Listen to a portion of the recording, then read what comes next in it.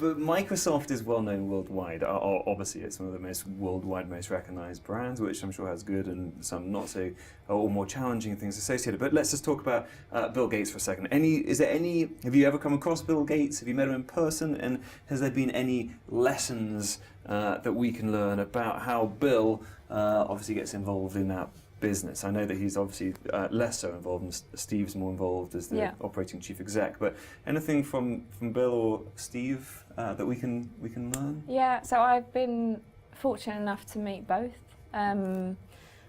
Bill, a long time ago, when he was much more active in travelling around the different subsidiaries around the world, and either doing keynotes or coming in speaking to the staff internally, or Bill.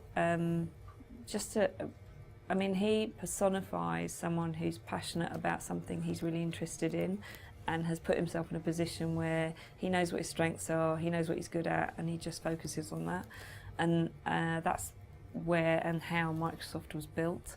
And so in terms of somebody that displays passion for a topic, and passion for, the power of, I don't think Bill was particularly interested in the widgets and the gizmos that built a computer. I think that was an enabler. Yeah. What he really saw and had the vision for is, if I put this in lots of people's hands, how is that? And that's going to fundamentally change the way people can access information, people can collaborate, people can build business for themselves, economies will build, and that's what his vision was. And that's I know it's a bit of a cliche, but a computer on every desktop and in every home.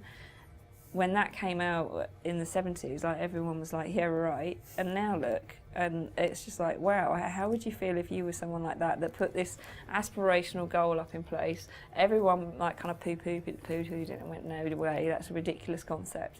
And now you actually see it. It's like, I've been a part of doing something like that. I reckon he must be so proud and so I guess there's pressure on you to then come up with something else. It's like, oh God, I've got to come up with another one. Yeah. I guess it's double-edged sword, but yeah, how proud. Yeah. So he's just personifies passion massively. Perfect. And when you meet him, he's like that as well. Incredibly focused.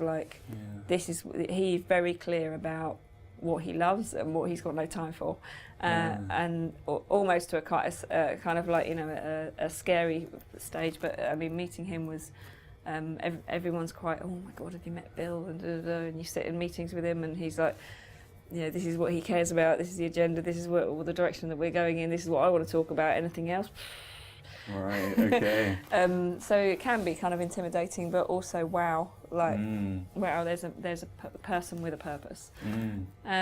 Steve, again, really passionate. He's a lot of heart in Microsoft.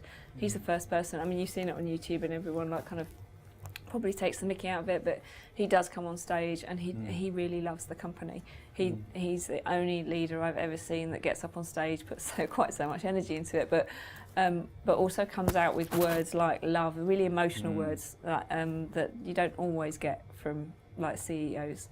And he's also the specific thing I've learned from him, and I was fortunate enough to manage a visit with him and Bill where they're business managers. I asked early on in my career at Microsoft, I asked how do you manage their time, because they must be asked to be everywhere all the time and people want to hear from Bill and they showed me using Microsoft Outlook. But they showed me how they use Microsoft Outlook in a way that I'd never seen it being used before. So people will colour code their meetings and stuff like that, but then you can also put a report on behind the scenes that you can report how much time you spend, depending on how you colour code your meetings and stuff. You can find out with pie charts and Gantt charts and all sorts of things I spend 20% of my time with customers, 40% of my time internally, blah, blah, blah. And they were saying at the beginning of each year, they sit down with Bill and Steve and they plan out 365 days a year. This is what you're going to be spending your time with. This is how much we allocate out to certain events, pivotal industry, global events, blah, blah, blah.